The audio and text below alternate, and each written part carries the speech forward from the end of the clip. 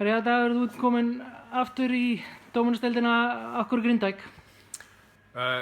Við fórum yfir þetta og skoðum ykkur lið, en Grindavík var bara langbesta fitti fyrir mig og er bara mjög spenntur fyrir að byrja hérna.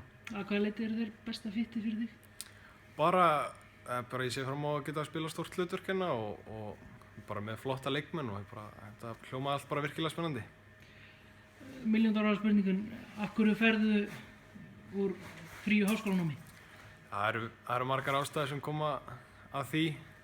Svona í stuttu máli og svona aðalástæðanir eru að mér fannst ég spila ágætlega á fyrsta tímabilinu mínu og var það með væntingar að fá stærra hlutverk í ár, en þegar ég kom hérna út aftur þá bara var það ljóst nokkuð snemma að svo væri ekki og svo eru bara aðrir hlutir sem spila inn í, eins og bara húsnæðismál og svona annað sem voru ekki alveg af mínu skapi svona, en bara mjög ánægður að vera komin heim.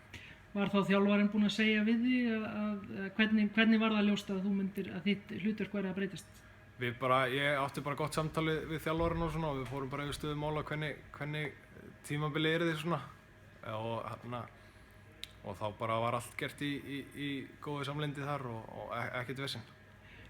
Grindvíkingar, hverju má eiga von á frá þér fyrir Grindvíkingum? Hvað geta stuðningsmenn liðsins átt von á þennan veturinn frá þér?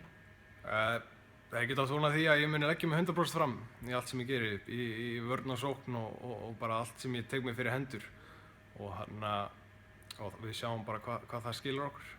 Það er nánast 20 ár upp á dag, nánast, sem að pabbiðinn var í nákvæmlega sömu sporum að semja við Grindvíkinga. Er þetta bara tilviljun eða? Já, ég held það nú. Það er skemmtilegt að vera svona aðeins að feta í fótsporin hans.